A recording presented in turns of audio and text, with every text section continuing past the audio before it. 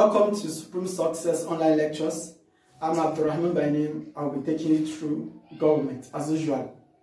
In our previous classes, we have looked into pre-colonial administration, we have looked into colonialism, indirect rule system, and today, with God on our side, we shall be looking into nationalism. Nationalism is a very essential topic when it comes to government, as it is the bridge between colonialism and our independence. I said what?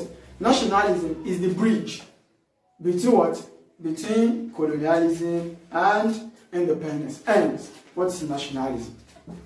Nationalism is a state of mind whereby the supreme loyalty of one's fatherland is felt. I mean, a state of mind whereby you are moved by the loyalty of your fatherland to agitate for what? For its independence. Nationalism simply means a situation whereby you agitate for independence or self-rule. So it's a process that was passed through by what? By our nationalists in order to seek independence from our colonial masters. I hope you got the message. Okay, in short, nationalism means agitation, fight, struggle against colonialism in order to achieve independence. Now, we know the meaning of nationalism. Before we delve into other issues, it will be important for me to remind you that in the realm of nationalism, we have two categories of nationalists. We have some that we refer to as what? As proto-nationalists, and we have what? Those that are non-proto-nationalists. Why the proto-nationalists? The proto-nationalists are the traditional rulers that fought fearlessly against the colonial masters in order not to surrender their society or their community to the colonial masters. The likes of them are the King Kosoko of Lagos, how he fought fearlessly against the whites when they were about to secede Lagos. We have the likes of Atahirutu of Sokoto that fought against the colonial masters, not giving the society to them. We have the likes of Nana of Shakiri. If you remember what he did then, when he fought against them when they were about dominating the oil production in his land, in its Shakiri land. We have the likes of Jaja Fopobo and many other leaders like that that fought the colonial masters. These people were the traditional rulers and they were referred to as what? Proto-nationalists. Why? Because their activities was viewed by history as not active. That is, they were only fighting for their own self-interest. They were only fighting so that some set of people will not take over the control of what they do. So therefore, they were referred to as proto-nationalists and not the main nationalists. Of course, I wouldn't blame them. Why will you tell me they are not nationalists? Because they were only fighting for their self-interest. What is the essence of the colonial master here? Was it not because of their self-interest? So to me, I would say they are the major nationalists that fought against the colonial masters. So after them, we have other nationalists that were educated actually. So they knew the meaning of colonialism, they knew the implication of colonialism, and they actually knew what they were doing. They were actually fighting for their people and not really for their own self-interest. But one important thing is that what? We cannot deviate, we cannot totally remove personal interest from whatever fight everyone is engaging. So we have the likes of Abat Macaulay, who was referred to as what? As father of nationalism. We have the likes of Nnamdi Azikiwe. We have the likes of Obafemi Awolowo. We have the likes of Samuel Aduke Akintola. We have the likes of Anthony Anaoro that moved the motion for self-government in 1958 and several other nationalists that fought against colonialism. Now, to the subject matter. Having known the meaning of nationalism, having have the idea of who nationalists are and what they do, then it's important to look into what are the factors that spike the nationalist activities in Nigeria. The factors are what? That spiked or that aided nationalist activities in Nigeria. Among the factors, they can be divided into two. We have the internal factors and we have the external factors. So the internal factors that actually see to fight against colonial masters in Nigeria are the following. One, we have what we call establishment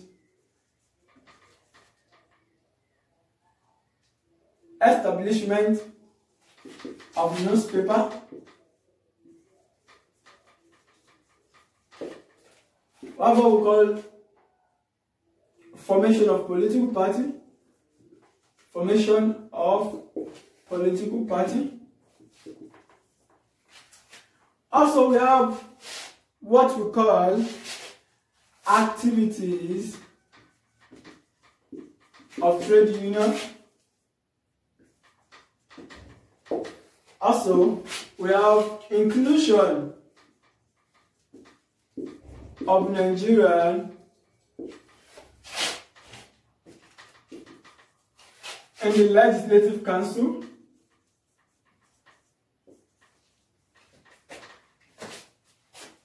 And which other one? Yeah, I think these are the factors that actually see to that aided nationalist activities in Nigeria. However, we should note that these are internal factors. Internal factors. Sorry.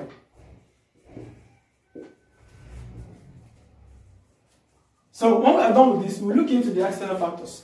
So these are the internal factors that aided nationalist activities in Nigeria. We said number one, establishment of newspaper.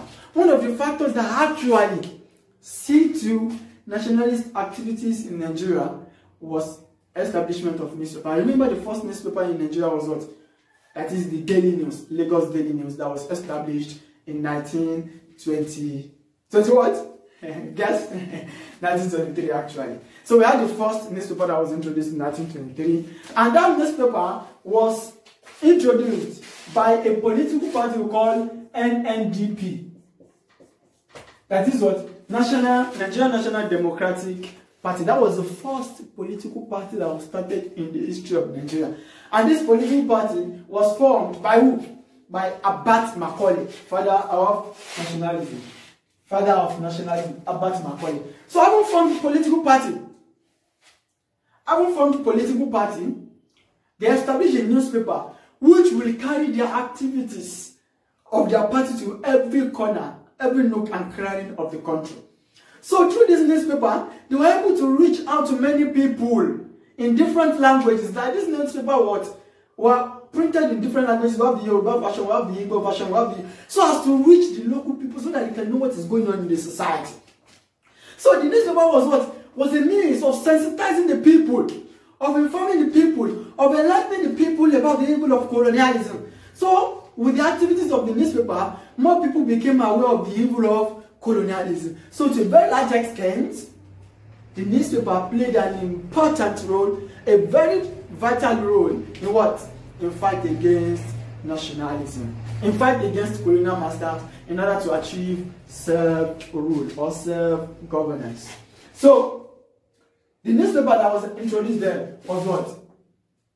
Lagos Daily News. Lagos Daily News. Or we call it Daily Newspaper. Daily News. So it was introduced in 1923. And another factor that see to that was formation of political party.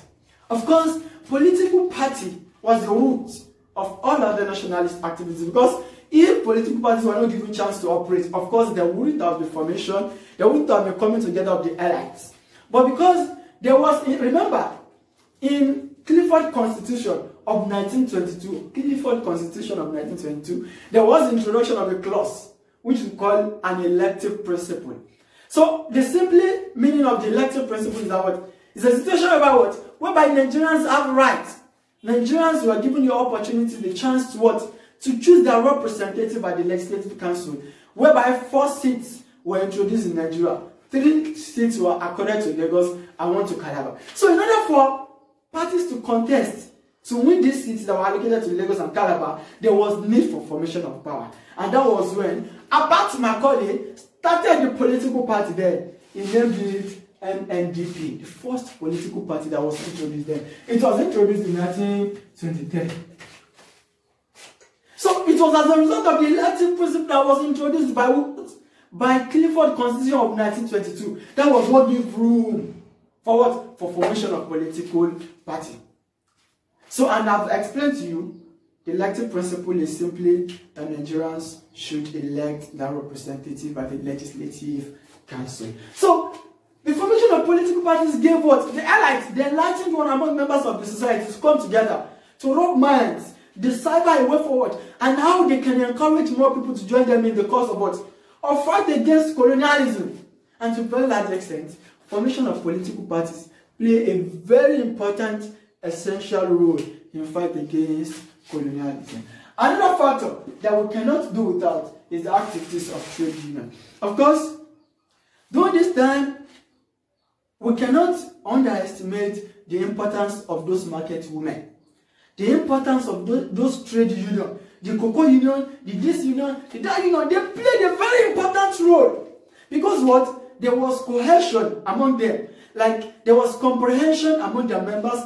It was so arranged that they manage themselves. So it was very easy to pass down information from their leaders to all other members. So through the leaders of this trade union, they were what? They were able to circulate information, they were able to enlighten members, they were able to inform them about the evil of colonialism, so that everybody can be aware, and they can tighten their belt so that they will fight together against colonialism. So the activities of trade union played a very important role to see to what? Self-governance in Nigeria.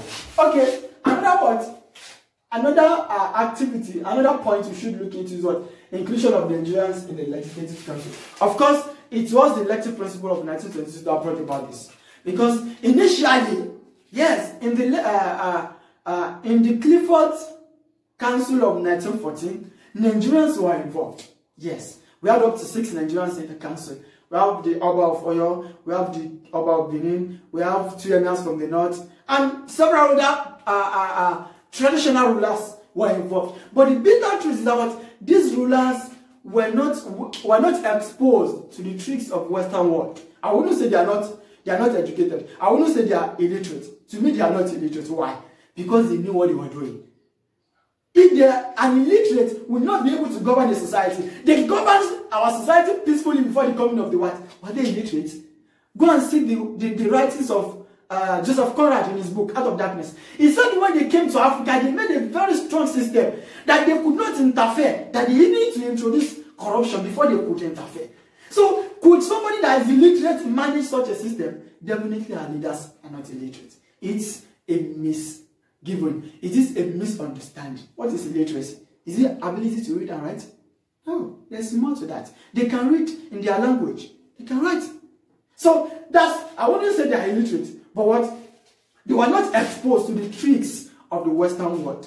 So, those people that were introduced in the 1914 do not really have more impact in the system because they do not understand it. However, the 1922 Clifford Constitution gave room for the enlightened ones, the educated ones, what? To participate in the governing process, which to a very large extent helped, and what? They contributed majorly to see that the agitation of Nigerians were yielded to. Well, I think I have another point we should add here, which will go along with the West African Union activities. WASU. Activities of WASU. West African Union activities. This is a body that was formed by Ladipo Sholanke. It's just a student union body to see to the activities of West Africans, how they are doing, the effect of colonialism, how they can bring about the end of it, and how they can establish self-rule in them. If you enjoyed this lecture, please kindly share it with your friends and those that you think they will be interested. Join in the next phase of the lecture. Thank you.